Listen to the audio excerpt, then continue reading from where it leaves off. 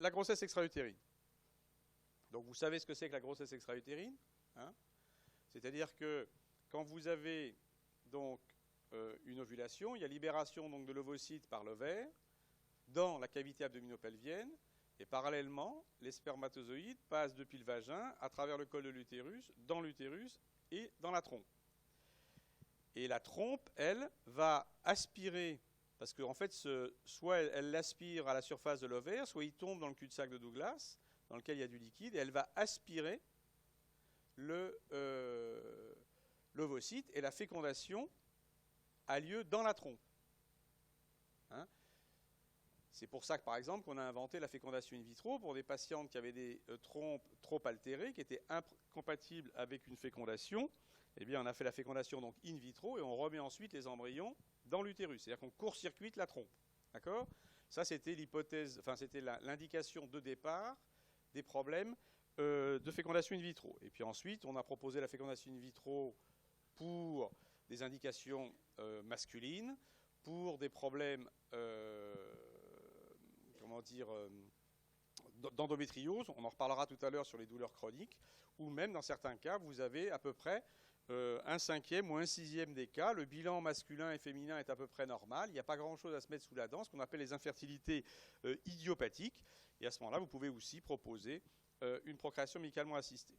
Donc, la grossesse extra-utérine, comme son nom l'indique, ça veut dire que, alors qu'une fois qu'il y a fécondation dans la partie distale de la trompe, ce qu'on appelle l'ampoule de la trompe, il y a ensuite migration de l'ovocyte, enfin de l'embryon, pardon, jusqu'à la cavité utérine, et il va s'implanter dans la cavité utérine. Donc grossesse extra-utérine, ça veut dire une nidation qui a lieu en dehors de la cavité utérine. Et dans l'absolu, ça peut être partout.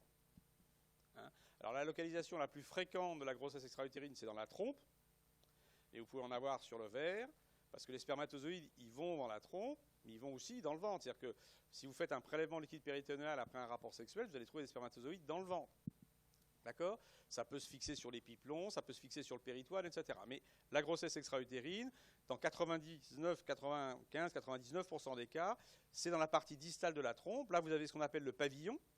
Là, vous avez l'ampoule tubaire. Là, vous avez l'isthme, la jonction isthmo-interstitielle qui passe à travers le muscle utérin pour arriver dans l'utérus. Donc, en gros, donc, la fréquence décroît depuis l'ampoule jusqu'à la portion donc, interstitielle.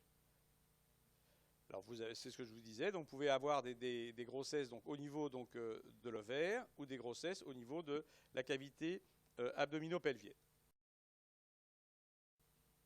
Alors, voilà comment ça se présente. Je ne sais pas si vous voyez comment se présente donc, un pelvis. Là, vous êtes en célioscopie, hein, c'est-à-dire que vous êtes passé à travers le nombril pour mettre un système optique avec une caméra qui vous retransmet ce qui se passe dans le ventre au niveau donc, de l'écran de télévision.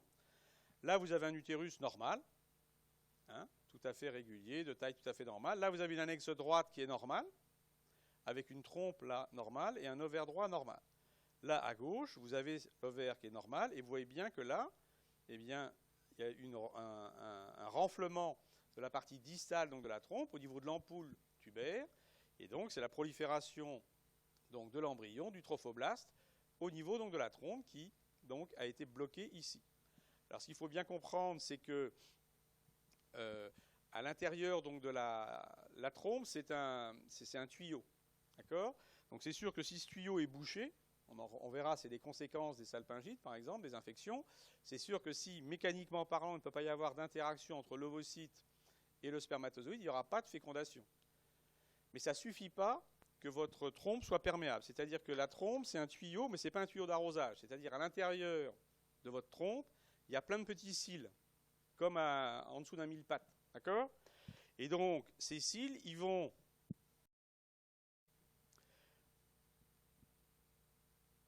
juste avant donc l'ovulation battre de façon proximale jusqu'à la portion distale, dans cette partie-là, pour aider les spermatozoïdes à grimper. Donc les spermatozoïdes, ils ont leur flagelle qui leur permet de progresser. Et puis deuxièmement, il y a les cils au niveau de la trompe qui leur permettent de progresser. Et inversement, dans la partie distale de la trompe, les cils ils battent dans l'autre sens pour ramener l'ovocyte vers le spermatozoïde. Et quand vous avez fécondation, il y a des modifications hormonales, sans rentrer donc dans les détails, qui font qu'à nouveau les cils battent dans l'autre sens pour ramener l'embryon au niveau de la cavité utérine. D'accord?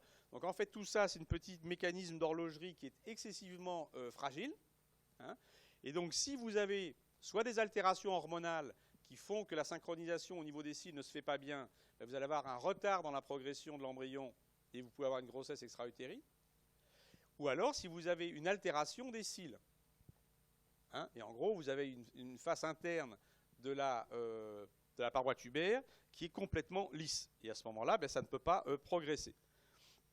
Donc, là, vous avez, pour X raisons, on verra tout à l'heure, l'arrêt de la migration donc, de l'embryon, la prolifération du trophoblaste.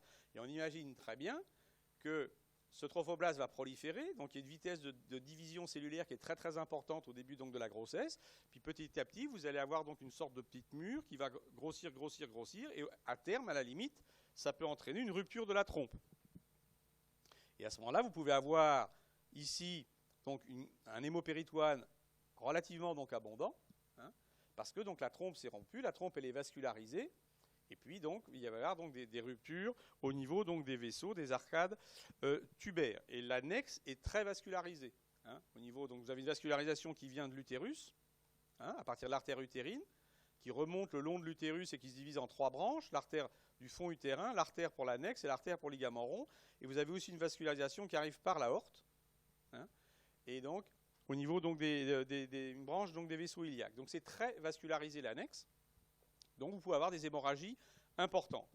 Donc, ça veut dire quand même que vous avez un diagnostic qui est tardif, qui est retardé. Alors, on va voir comment on fait ce diagnostic-là. Mais ça veut dire que ça met en jeu le pronostic vital. C'est une vraie hémorragie interne. Hein, donc, la prise en charge de la grossesse extra-utérine, elle a changé complètement, on va voir, depuis ces 20 dernières années. Mais la première cause de mortalité dans le monde au premier trimestre de la grossesse, c'est la GU. Hein. Aujourd'hui, une femme ici à Paris, elle a un retard de règles de 3 jours, elle consulte son médecin, elle fait un test de grossesse, on sait déjà si elle est enceinte. On ne sait pas où est forcément l'embryon, mais on sait qu'elle est enceinte. Imaginez la pauvre dame qui est au fin fond de la brousse, qui a mal au ventre, parce qu'elle a une grossesse extra-utérine qui est à 3 jours de marche du premier truc, elle va mourir dans la brousse. D'accord? Donc on n'est pas toujours à Paris Descartes, à Paris intramuros dans le 6e arrondissement. C'est la première cause de mortalité dans le monde, pour la grossesse au premier trimestre. Quels sont les facteurs de risque? Alors les facteurs de risque, ça veut dire quoi? Les facteurs de risque, c'est les éléments que vous devez chercher à l'interrogatoire si vous êtes un bon médecin. D'accord? C'est-à-dire que c'est les facteurs qui vont altérer le bon fonctionnement de la trompe. Donc c'est-à-dire les éléments qui vont être toxiques au niveau des cils. Donc le premier, le plus simple, c'est l'infection. Et c'est pour ça que la salpingite, en soi, une salpingite, c'est une infection. On peut la traiter chirurgicalement. Il y a des antibiotiques. On ne va pas mourir d'une salpingite. On peut avoir une péritonite si on fait le diagnostic tardif. Enfin, on ne mourra pas de ça. Par contre, les conséquences de la salpingite sont dramatiques sur le plan de la fertilité. On y reviendra. Deuxièmement, ça vous devez le savoir, le tabac. Hein, les jeunes femmes fument de plus en plus, voire plus que les hommes maintenant. Il y a eu des études qui ont été faites maintenant, il y a au moins autant, si ce n'est pas plus, de cancer du poumon chez les femmes que chez les hommes, ce qui n'était pas vrai du tout il y a une génération ou deux. Hein. Et donc vous avez une toxicité directe de la nicotine sur les cils tubaires. Donc les femmes qui fument de façon significative ont un risque de grossesse extra-utérine qui est plus important. Donc ça, c'est une question quand même pas très compliquée à poser à l'interrogatoire. Quand vous avez une femme qui vient en consultation, qui a des douleurs, si vous suspectez une grossesse extra-utérine, est-ce qu'elle a fait une infection génitale et est-ce qu'elle fume et combien elle fume. Et puis deuxièmement, la chirurgie c'est bien, mais il y a des effets secondaires de la chirurgie. Et si vous avez été obligé donc d'opérer les trompes pour X raisons, pour réparer des séquelles de salpingite par exemple, vous allez aussi laisser des cicatrices qui peuvent aussi perturber le bon fonctionnement de la trompe. Donc rechercher à l'interrogatoire un antécédent de chirurgie tubaire, c'est excessivement important et ça peut vous orienter pour le diagnostic. C'est quoi le diagnostic de la grossesse extra-utérine? C'est un diagnostic qui est difficile. Hein. Vous y penserez jamais assez. Hein. Une femme qui vient en consultation aux urgences, on va voir que ça peut aussi ne pas forcément être aux urgences, jusqu'à preuve du contraire, hein, elle a une grossesse extra-utérine. D'accord? Vous ne devez pas laisser repartir une femme avec une suspicion de grossesse extra-utérine. D'accord? L'enjeu est trop important. C'est une rupture tubaire, une hémorragie interne, etc. Donc, c'est le retard de règles. Alors, sachant que ce n'est pas toujours si simple que ça, hein, parce qu'il y a des femmes qui ont des cycles qui sont irréguliers, etc. Mais donc, bien interroger les patientes sur leur cycle et où on en est, et est-ce que les cycles sont réguliers ou pas. Comme il y a une altération due à la prolifération du trophoblaste de la paroi tubaire, vous allez avoir des saignements. Vous voyez que là, les douleurs sont associées au saignement. D'accord ? Et là, ce qui est important sur le plan sémiologique, c'est le type de saignement. La femme, elle n'a pas une hémorragie de sang rouge. C'est une femme qui a des petits saignements noirâtres parce que ça saigne un petit peu dans la paroi tubaire, ça s'évacue à travers l'utérus, le col et dans le vagin. Mais ce n'est pas des hémorragies abondantes de sang rouge. C'est-à-dire que les hémorragies du premier trimestre de la grossesse, c'est 1, GEU, c'est ça l'urgent, 2, c'est la fausse couche. Bon, par contre, la fausse couche, c'est donc des hémorragies qui sont intra-utérines, qui sont beaucoup plus abondantes en volume et qui sont beaucoup plus et qui sont de sang rouge, rouge vif. D'accord ? Et troisièmement, il y a la douleur, due à la distension de la trompe, plus ou moins la pré-rupture, voire la rupture. Vous avez des femmes qui vous disent, boum, à 3 heures de l'après-midi, j'ai une violente douleur dans le ventre. Hein ? D'accord ? Syncopale. Hein, ça, c'est la rupture utérine. C'est la rupture tubaire, pardon. D'accord ? Et là où c'est difficile, c'est qu'aucun de ces signes n'est pathognomonique. Ce n'est pas parce que vous saignez que vous avez une GU, ce n'est pas parce que vous avez mal que vous avez une GU, et ce n'est pas parce que vous avez un retard de règle que vous avez une GU. Et ces signes-là, ils ne sont pas forcément associés à chaque fois. Donc c'est vous qui devez y penser. L'interrogatoire, on vient de le voir, hein, avec les éléments, donc le tabac, les infections et la chirurgie. Et donc, ce qu'il faut, c'est éviter de se trouver dans un état de choc. Hein. Aujourd'hui, les GU n'arrivent plus par le SAMU. Quand j'ai fait mon internat il y a 25 ans, on avait des GU qui arrivaient par le SAMU avec 2 litres de sang dans le ventre. On les opérait par la parotomie en urgence. Aujourd'hui, la GU, on va voir, elle arrive chez le médecin, sur ses 2 jambes, et elle est opérée soit par cystoscopie, soit même traitée médicalement. Ça a complètement changé dans des pays très privilégiés comme les nôtres. Hein. Donc, les signes de choc, oui, mais on ne doit pas en arriver là aujourd'hui en 2016 en France. Donc, vous pouvez avoir des douleurs latéralisées, hein, à la différence de la salpingite où ça sera plutôt des douleurs plutôt bilatérales, globales au niveau du ventre. Il n'y a pas de raison que vous ayez une infection de la trompe droite et pas de la trompe gauche. D'accord ? Donc là, c'est plutôt des signes qui vont être latéralisés. Et vous avez à la fois des signes au niveau abdominal et des signes au niveau du toucher vaginal, où latéralement, vous pouvez, dans certains cas, sentir une petite masse latéro-utérine, mais c'est loin d'être souvent le cas. Ça veut dire que déjà, vous avez une grossesse extra-utérine qui est volumineuse. Hein, et il faut que vous sachiez qu'un toucher vaginal avec un ovaire normal, vous ne sentez pas les ovaires. Hein, a fortiori, si la femme a des ovaires qui sont relativement haut situés dans le ventre, vous pouvez même ne pas sentir un kyste de l'ovaire. D'accord ? C'est bien le problème du kyste de l'ovaire, c'est-à-dire qu'il est volontiers asymptomatique. Donc quand c'est un kyste bénin, c'est pas grave. Quand c'est un kyste cancéreux, c'est beaucoup plus enquiquinant. Alors on ne peut pas faire des échographies à tout le monde tout le temps. Mais le pronostic du cancer de l'ovaire, il est mauvais parce qu'on fait le diagnostic tard. Parce que les ovaires, on ne les palpe pas à l'examen clinique. Et ce que vous allez retrouver au toucher vaginal, c'est plus donc une sensibilité ou une douleur violente dans un des 2 cul-de-sac. D'accord ? Alors, le diagnostic, en fait, il repose, sur l'interrogatoire, l'examen clinique, et sur un binôme d'examens complémentaires, que sont le dosage des bêta-HCG, qui est sécrété par le trophoblaste. Ça, c'est indispensable, c'est-à-dire que vous devez faire un dosage de bêta-HCG, vous ne vous contentez pas d'un test urinaire. Hein. Et deuxièmement, l'échographie, qui doit être une échographie faite par voie vaginale, pas par voie abdominale. D'accord ? Et à l'interrogatoire, vous ne croyez jamais la patiente. Si elle vous dit non, ce n'est pas possible que je sois enceinte, vous ne la croyez pas. Le nombre de femmes à qui on fait des bêta-HCG qui vous disent non, ce n'est pas possible, c'est tous les jours aux urgences. D'accord ? Hein ? Donc vous faites le bêta-HCG et vous faites l'échographie. Alors comment est-ce que vous allez raisonner ? C'est-à-dire que, en gros, il y a une corrélation. Moi, je suis contre les chiffres, mais celui-là, vous pouvez le retenir. À peu près, quand vous avez un taux de bêta-HCG à 1200, si vous êtes un échographiste normal, vous devez voir le sac dans l'utérus. Donc là, vous êtes aux urgences. Le problème, c'est pas de faire un diagnostic très fin. Le problème, c'est de ne pas passer à côté. La patiente, elle ne doit pas repartir des urgences si elle a une GEU, ou elle ne doit pas repartir de votre cabinet si elle a une GEU. Elle doit être adressée à l'hôpital. Donc, soit vous allez raisonner dans l'autre sens. Vous avez un taux de bêta-HCG qui est à 1200, et il n'y a pas de sac dans l'utérus, eh ben, c'est que c'est une grossesse extra-utérine. Même si elle a pas mal, même si elle ne saigne pas, même si l'examen clinique est subnormal, etc., même si a priori elle n'a pas de retard de règles parce que ses cycles sont irréguliers, etc. Et là, donc là, à la limite, c'est simple parce que vous ne passez pas à côté. Après, vous allez la gérer, cette grossesse extra-utérine. Mais vous n'êtes pas passé à côté. Or, c'est ça qui est important.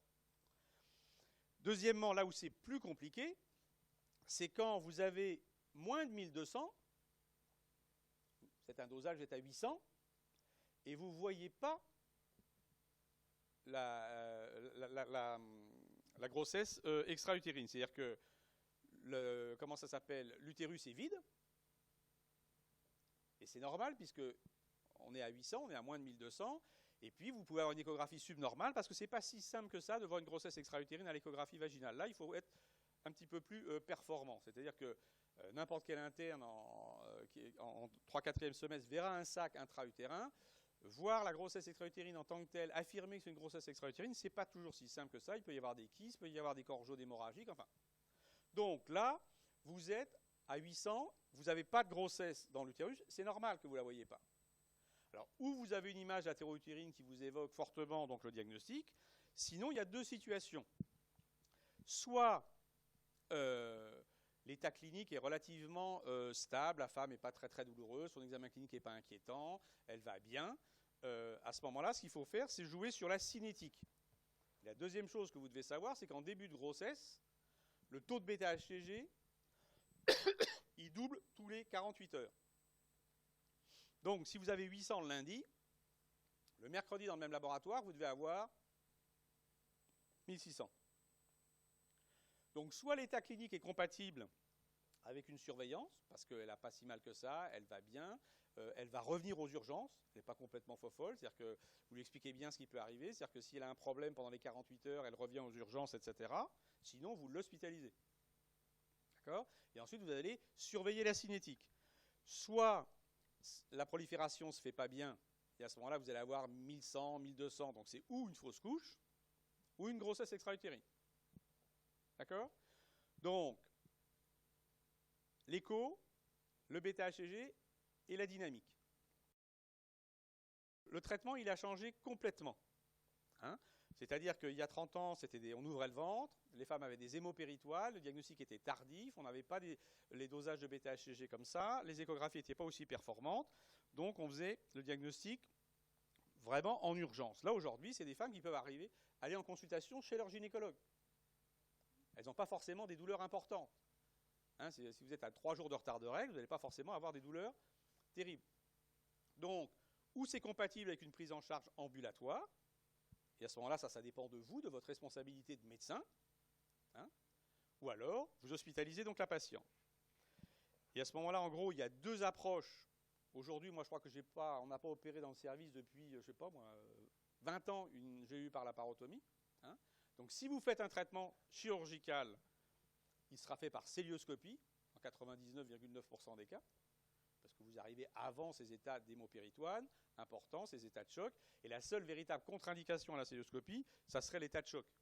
Mais ce n'est pas parce que vous avez un hémopéritoine qu'il ne faut pas faire célioscopie. D'accord ? Au contraire, quand vous faites une célioscopie, vous allez gonfler le ventre avec une pression à 15, donc d'une certaine façon, vous allez faire l'hémostase. D'accord ? Vous allez créer une pression qui sera plus importante que la tension artérielle. D'accord ? Donc le traitement se fera par célioscopie, et soit vous faites un traitement qu'on appelle conservateur, c'est-à-dire que vous allez conserver la trompe. Donc à ce moment-là, il faut inciser avec un bistouri la partie renflée de la trompe ici, et vous allez aspirer le trophoblaste, et la cicatrisation va se faire de façon spontanée, pas besoin de suturer. D'accord ? C'est-à-dire qu'après, la patiente, elle garde ses deux trompes. Donc ça veut dire que pour faire ça, il faut que le diagnostic ait été fait suffisamment tôt, que la trompe ne soit pas abîmée, qu'elle ne soit pas explosée, qu'elle ne soit pas rompue, etc., etc. Tout l'intérêt du diagnostic précoce. L'autre solution, soit parce que la trompe est trop abîmée, soit parce que la patiente, elle a, je sais pas, elle a 35 ans, elle a déjà 3 enfants, etc. Vous pouvez être amené à faire ce qu'on appelle une salpingectomie, c'est-à-dire un traitement radical, et vous allez enlever la trompe. C'est-à-dire que vous lui laissez l'ovaire et vous enlevez la trompe du côté où il y a la GU. Et la patiente garde son autre trompe, elle peut avoir tous les bébés qu'elle veut avec l'autre trompe. D'accord? Alors, est-ce qu'il vaut mieux enlever la trompe ou vaut mieux pas la garder? Ben, finalement, ce n'est pas ça qui est très très important. Il y a des travaux qui ont été faits là-dessus. On a beaucoup travaillé dans le service, mais c'était il y a 15-20 ans. Le pronostic, il ne dépend pas tellement au traitement chirurgical. Il dépend, le pronostic, c'est-à-dire en gros, il n'y a pas de pronostic vital, hein. Le pronostic, c'est la fertilité ultérieure. Hein? La fertilité ultérieure, c'est deux choses. C'est un, est-ce que la femme va arriver à être enceinte et avoir un autre bébé, enfin, ou un bébé? Ou l'autre possibilité, c'est de récidiver la grossesse extra-utérine. Et ça, en fait, c'est dû à quoi? Ben, c'est dû à la qualité des trompes. Donc, si la femme a déjà fait 3 salpingites et elle en est à sa deuxième GU, c'est pas la peine de la lui garder. C'est des trompes qui ne sont pas fonctionnelles. Donc, il faut les retirer. D'accord? La femme, elle a 25 ans, elle n'a pas d'antécédents chirurgicaux, elle n'a pas d'antécédents infectieux, c'est une GU un petit peu inaugurale, etc. À ce moment-là, il faut plutôt tout faire pour lui conserver sa trompe, parce qu'en fait, sa trompe est de bonne qualité, et c'est plus une GU qui est due à un dérèglement hormonal, parce qu'il n'y a pas eu une bonne synchronisation au niveau de ses cils, et il n'y a pas de raison que ça se reproduise, et elle a 80 chances sur 100 d'avoir un bébé. Alors, on ne saura jamais par quelle trompe, mais d'avoir un bébé. D'accord? Donc, en fait, le pronostic, il est aux antécédents. D'accord? Et en gros, plus les antécédents sont chargés, moins il faut garder les trompes. Parce que si vous gardez les trompes, vous avez des trompes qui sont pathologiques. Donc, premièrement, elle ne sera pas enceinte. 2, elle va faire une récidive de sa GU. Donc, elle sera réopérée. Et troisièmement, ces femmes-là, c'est quoi? En fait, c'est des candidates à la FIV, à la procréation médicalement assistée. D'accord? Or, quand vous remettez, vous savez ce que c'est qu'une FIV, hein? Comment ça se passe, hein? Donc, vous récupérez donc, les ovocytes, le sperme, vous faites la fécondation dans l'éprouvettes. Il y a une autre technique qui s'appelle l'ICSI, qui consiste à prendre le spermatozoïde et l'injecter directement dans l'ovocyte. Ça, c'est surtout quand le sperme n'est pas très bon. D'accord? Et ensuite, vous récupérez un embryon et vous le remettez au 2-3e jour, peu importe, dans l'utérus. Mais quand vous poussez avec votre petite seringue, bon, bah, vous mettez l'embryon ou les 2 embryons. On réimplante maintenant pas plus de 2 embryons. C'est maximum 2 embryons. Hein, c'est-à-dire qu'il y a 20 ans, on pensait que plus on remettrait d'embryons, plus on aurait de grossesse. C'est pas vrai. Le taux de grossesse ne change pas avec le nombre d'embryons que vous transférez. Par contre, qu'est-ce que vous faites? Bon, les jumeaux, c'est pas encore dramatique. Parce que ça se passe, bon, c'est une grossesse un peu plus compliquée pour la maman, un peu pour les enfants, mais ça se passe bien, les grossesses gémellaires. Il y a à peu près 1,5 à 2% de grossesses gémellaires spontanées. D'accord? Par contre, vous augmentez, sans augmenter le taux de grossesse, vous augmentez le pourcentage de grossesse triple, quadruple, etc. Alors là, par contre, il y a un enjeu majeur pour la femme, hein, et pour les enfants qui naissent très prématurés, de petits poids, etc., avec potentiellement des séquelles. Donc, sauf cas exceptionnel, on ne transfère pas plus de 2 embryons, et même aujourd'hui, on a des moyens qui permettent d'étudier pendant les premiers jours les embryons, de regarder leur développement, et de sélectionner parmi les embryons qu'on a, ceux qui sont, entre guillemets, avec le meilleur potentiel. Et en gros, il vaut mieux réimplanter un bon embryon qu'on aura sélectionné que 2 mauvais. C'est plus de chances de grossesse. Mais tout ça pour revenir à notre GU, et à notre cours d'aujourd'hui. Quand vous repoussez votre petite seringue avec votre embryon, pour faire simple, vous le poussez, vous le mettez dans l'utérus, mais vous ne savez pas où il va. Et en fait, il peut aussi remonter dans la trompe. Donc si cette trompe, elle est pathologique, il ne va pas revenir dans l'utérus. D'accord? Donc, si vous avez des trompes qui sont abîmées, il faut les retirer avant la FIV. D'accord? Et en plus de ça, quand les trompes sont bouchées, vous avez ce qu'on appelle un hydrosalpingue, c'est-à-dire que la trompe, c'est ce que je vous disais au départ, elle a 2 choses. Elle a ses petits cils qui battent comme il faut, et puis tout ça, ça baigne dans du liquide péritonéal. Il y a des sécrétions. Et la trompe, si elle sécrète du liquide pour faciliter l'ascension des spermatozoïdes et la migration de l'ovocyte, ce liquide, il va s'accumuler dans la trompe. Une trompe normale, à l'échographie, vous ne la voyez pas. D'accord ? Vous pouvez voir un petit nodule, enfin une petite image qui correspond à éventuellement une grossesse extra-utérine, ou à ce moment-là, vous voyez une trompe bouchée avec du liquide qui s'accumule dans la trompe. Et donc, ce liquide qui s'accumule dans la trompe, c'est pas très élégant, mais c'est un petit peu comme dans un étang, ça va stagner, et il ne va pas y avoir d'infection à proprement parler, mais il va y avoir une inflammation. Et cette inflammation, par contiguïté, elle peut aller au niveau de l'endomètre. Alors là, il n'y a pas de fièvre, il n'y a pas de douleur, il n'y a pas de choses comme ça. Mais donc, cette inflammation va créer ce qu'on appelle une endométrite, inflammation de l'endomètre à minima, et là, ça diminue le taux d'implantation. Donc tout ça pour revenir à notre GU, c'est-à-dire que donc des trompes, si vous faites une FIV à une femme qui a les trompes bouchées, il faut les lui retirer. Parce que c'est quand même pas rien de faire une fécondation in vitro. C'est des traitements qui sont lourds, hein, qui sont astreignants, et même, c'est pas du tout pour se vanter, c'est sur Internet, si on a le meilleur taux de France à Cochin, c'est quand même 35% de grossesse. Ça veut dire que c'est pas ce qu'on vous montre à la télé où vous faites une FIV, vous ressortez avec un bébé. Dans les meilleurs centres, 2 fois sur 3, ça marche pas. Donc il faut mettre toutes les chances de votre côté, sans compter en plus de ça les problèmes éthiques, moraux, religieux, pour qui il y a des gens pour qui c'est compliqué de faire une FIV. D'accord ? Donc, tout ça pour dire que le traitement chirurgical de cette grossesse extra-utérine, il peut aussi être préventif pour optimiser les résultats éventuellement de la fertilité spontanée ou de la procréation médicalement assistée si on est amené à le faire. Et tout ça va dépendre des antécédents de la patiente. Donc là, on en revient à la sémiologie. La première partie de l'examen clinique, c'est l'interrogatoire. Hein. Avant d'aller examiner les gens, posez-leur des questions. Hein. Et si vous posez les bonnes questions, souvent le diagnostic, il est fait. Hein. L'interrogatoire, c'est ce qui est à mon avis de plus important. D'accord ? Hein, avant d'examiner quelqu'un, déjà, vous l'interrogez, vous regardez comment est son ventre aux urgences. Un ventre qui ne respire pas, ça se voit. Hein, c'est très simple. Hein. Quand vous êtes aux urgences, c'est les gens qui ne parlent pas qu'il faut interroger les premiers. Donc il faut s'occuper, pas ceux qui braillent. Hein. Ceux qui braillent, ils vont bien.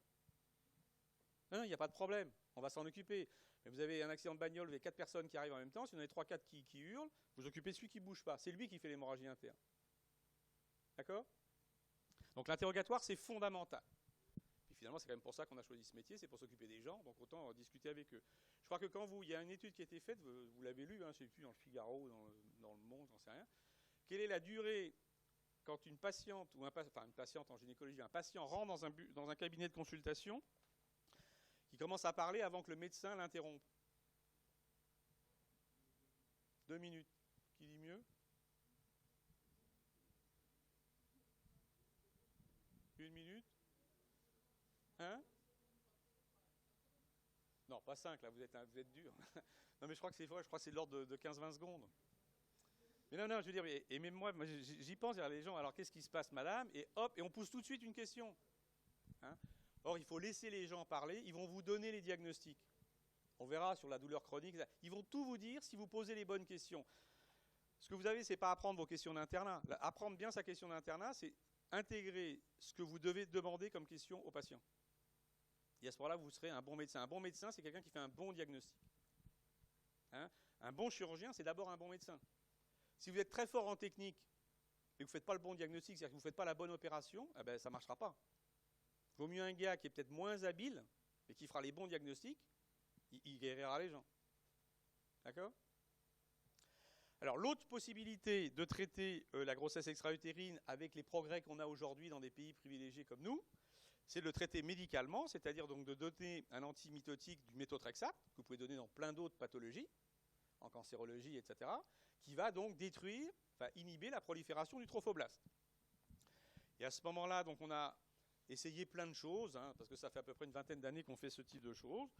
Donc vous pouvez le faire soit sous contrôle échographique et vous injectez in situ dans la grossesse extra-utérine. Ça nécessite quoi? 1, de voir la GU, ce qui est loin d'être le cas systématiquement. Et puis 2, effectivement, d'être un bon échographiste. Donc finalement, c'est très opérateur dépendant. Donc c'est pas une bonne technique. Si c'est trop opérateur dépendant, c'est jamais bon. D'accord? Et l'autre solution, les résultats montrent que vous faites une injection de 50 mg, en gros, 1 mg kilo, peu importe, retenez pas ça, en intramusculaire. Donc ça, c'est quoi? C'est les femmes pour qui il n'y a pas de douleur, ça se passe bien, Et puis, ce qui est très très important, c'est que des femmes, ce n'est pas une question d'intelligence, mais qui vont adhérer au traitement, il faut leur expliquer. Parce que vous allez après suivre la décroissance des bêta-HCG. Donc si la nénette, elle se barre dans la nature, vous ne la revoyez pas, si le traitement n'est pas efficace, le trophoblast va continuer à proliférer, et ça peut arriver qu'il n'y ait pas une bonne décroissance du bêta-HCG, qu'on soit amené secondairement à opérer les patients. D'accord? Donc il faut que vous surveillez le dosage de bêta-HCG au bout de 2-3 jours, qui doit commencer à diminuer, et ensuite vous faites un dosage toutes les semaines, en sachant que la femme, si elle a un problème, si elle a des douleurs, si elle a des saignements, s'il y a quoi que ce soit, elle vient aux urgences ou à votre cabinet. D'accord? Et si elle n'est pas capable de comprendre ça, ben, il ne faut pas faire ce type de traitement-là. D'accord? Parce que l'enjeu, c'est toujours le même. Hein, c'est l'hémorragie interne. D'accord? Et si ça ne va pas sur la décroissance des bêta-HCG, vous pouvez refaire une injection de bêta-HCG. D'accord? Alors ce qu'il faut savoir, c'est qu'au départ, vous allez avoir une lyse cellulaire, donc vous allez avoir une augmentation du taux de bêta-HCG. Donc le premier dosage, en fait, il faut le faire au bout d'une semaine. Et ensuite, vous le contrôlez régulièrement. Mais si vous faites le bêta-HCG à 3-4 jours, il va augmenter. C'est normal. Donc ce n'est pas la peine de le faire. D'abord, ça ne sert à rien. Et deuxièmement, ça va affoler la patiente. D'accord? Et si vous n'avez pas une cinétique qui est satisfaisante de décroissance, vous refaites une deuxième injection de bêta-HCG. Donc, c'est sur la clinique que vous allez choisir entre le traitement chirurgical et le traitement médical.